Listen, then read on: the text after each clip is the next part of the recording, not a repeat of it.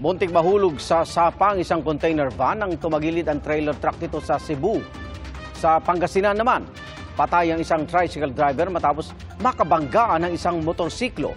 Ating saksihan. Tumagilid sa Butuanan Bridge ang isang dumaraang trailer truck na may kargang 40-foot container van sa Mandaue City, Cebu. Natanggal sa truck ang container van na nasalo naman ang mga railing ng tulay kahit di tuluyang nahulog sa sapa. Ligtas ang driver at kanyang pahinante.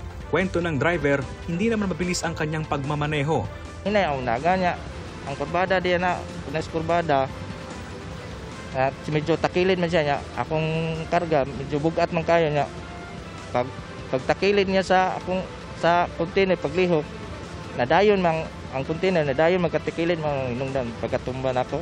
Ayon sa Mandaue City RRMO, posibleng hindi nailak ang container sa truck. Tanghali kanina nang simulan ang pagtayo at paghatak sa tumagilid na truck gamit ng isang monster tow truck. Dahil sa pangyayari, kita rin ang pinsala sa nadaganang railings ng tulay.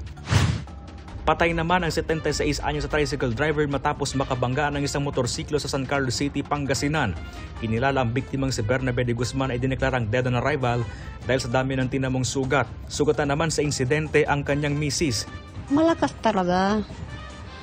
Kung hindi malakas, bakit naputol yung paa ng asawa ko?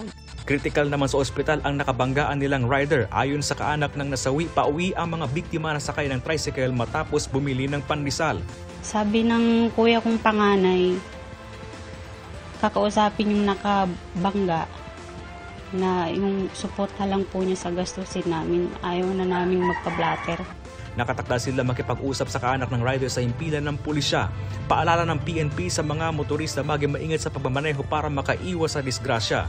Para sa GMA Integrated News, ako si Chris Novello ng GMA Regional TV Balitang Bicolania, ang inyong saksi. Mga kapuso, sama-sama tayong maging saksi.